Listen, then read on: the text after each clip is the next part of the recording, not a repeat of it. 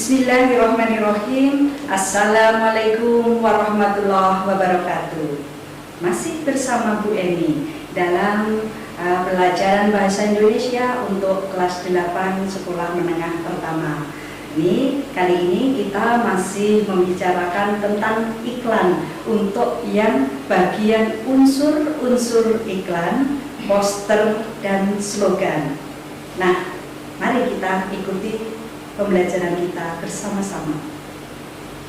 Nah, sebelum Bu Eni memberikan apa itu unsur-unsur iklan, slogan, dan poster, kalian mestinya masih ingat yang diceritakan Bu Eni kemarin tentang apa itu slogan, apa itu iklan, apa itu poster. Nah, apa perbedaan dari slogan, iklan, dan poster? Kalian bisa melihat di tayangan ini bahwa intinya kalau slogan itu berisi memotivasi atau semangat, kemudian kalau iklan itu memberikan informasi tentang penawaran barang dan jasa, sedangkan poster itu bisa berisi pengumuman, penawaran, ataupun juga penjelasan layanan kepada masyarakat. Oke, nah kalau dilihat dari segi bahasanya, coba untuk yang berikutnya kita lihat. Nah, ini bahasa slogan itu lebih mengarah pada kata-kata atau kalimat. Jadi bahasa slogan itu berisi tujuan dan ideologi biasanya. Sedangkan kalau bahasa poster itu lebih banyak pada gambarnya. Jadi poster itu bahasanya berisi himbauan, ajakan, upaya edukasi, dan penyaluran aspirasi tertentu. Sedangkan kalau bahasa iklan lebih bersifat komersil, mengutamakan kata-kata, gambar, dan suara. Jadi anak-anakku yang perlu diingat, kalau slogan itu lebih mengutamakan kata-kata, sedangkan kalau poster itu biasanya lebih mengutamakan gambarnya. Sedangkan kalau bahasa iklan, kalau iklan itu yang mengutamakan kata, gambar, dan bahkan suara. Itu yang harus kalian tahu. Oke, nah sekarang kita menginjak pada pembahasan kita ini. Nah, bahasa tag iklan, slogan, dan poster itu tiganya harus pendek atau singkat, jelas, menarik perhatian, mudah diingat, dan bersifat persuasif atau mengajak. Jadi karena pada dasarnya slogan, poster itu juga iklan. Jadi itu yang harus anak-anak selalu ingat seperti yang diceritakan Bu Eni kemarin. Singkat, jelas, padat, mudah diingat, dan bersifat persuasif, dan tentu saja menarik. Oke. Nah, sekarang apa itu unsur-unsur pembentuk iklan?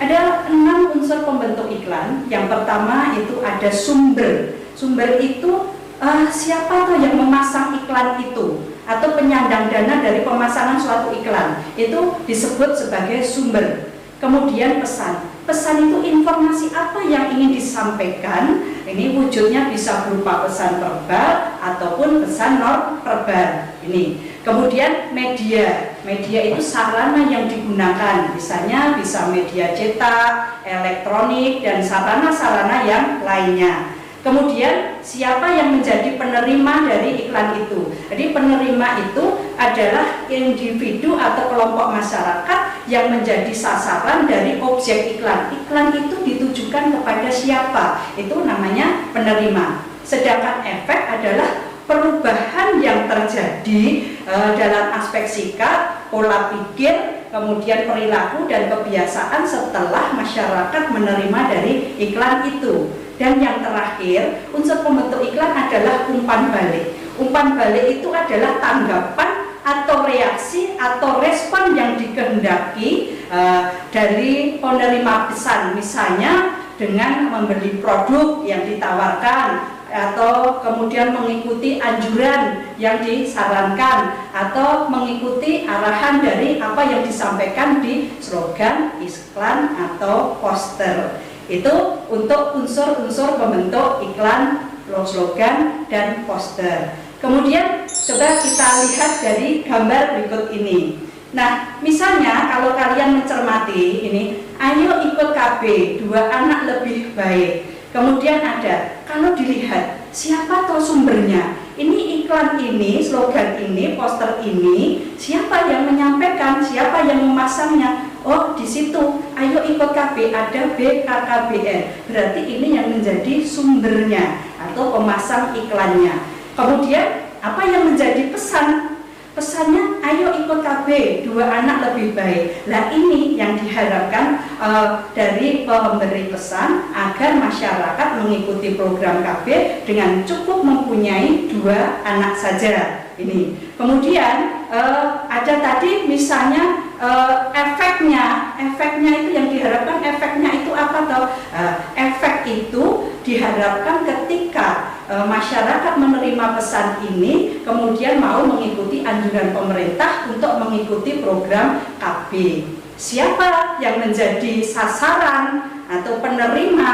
Nah tentu saja kalau ikut program KB tidak mungkin usia manula, tentu saja usia pasangan subur. Jadi penerima ini atau yang menjadi sasaran dari program KB ini adalah pasangan usia subur. Itu anak-anakku kira-kira unsur-unsur dari iklan yang meliputi siapa yang memberikan yang memasang iklan, kemudian pesan apa yang disampaikan, kemudian efeknya bagaimana, umpan baliknya ya kalau masyarakat mau mengikuti program KB ini berarti sudah memberikan umpan balik terhadap iklan yang disampaikan oleh pemerintah tentang ayo ikut KB.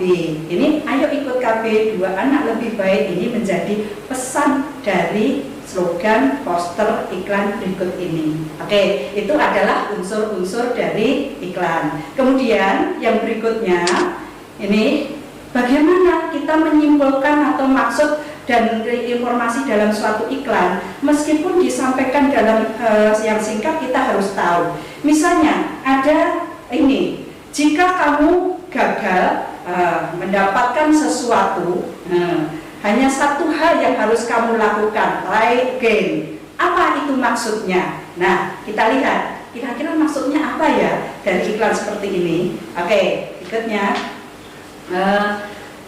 slogan di atas menjelaskan bagaimana kita harus bangkit jika mengalami kegagalan. Slogan tersebut mengajak kita untuk semangat dan tidak mudah putus asa, selalu berusaha mendapatkan sesuatu yang kita inginkan. Dengan bahasa yang singkat mempunyai maksud yang sekian itu. Oke. Nah, berikutnya ini bagaimana pola penyajian iklan? Pola penyajian iklan itu bisa berupa iklan media cetak, artinya iklan itu disampaikan melalui penggunaan bahasa tertulis yang mengutamakan kejelasan kata-kata.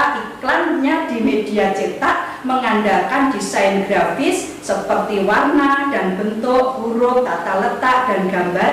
Biasanya iklan ini dipasang di koran, di majalah, di pamflet, atau di leaflet-leaflet gitu. Oke. Sedangkan yang kedua, pola penyajian yang kedua adalah iklan elektronik. Iklan elektronik itu saja menggunakan media elektronik seperti iklan radio. Kalau iklan radio ini karena bersifat audio maka mengandalkan suara baik berupa tuturan, musik maupun bunyi-bunyi. Sedangkan kalau iklan televisi ini adalah iklan yang berupa audiovisual. Iklan ini mengandung unsur suara, musik, gambar, bahkan gerak. Dan bisa juga sekarang menggunakan iklan film. Iklan film ini tersaji dalam bentuk judul tersaji dalam judul film, dan biasanya iklan tersebut akan muncul sebelum film diputar. Nah, itu anak-anakku, kita sudah belajar mengenai apa itu bedanya slogan, iklan, poster, kemudian unsur-unsur yang menjadi pendukungnya dan bagaimana pola penyajiannya. Nah,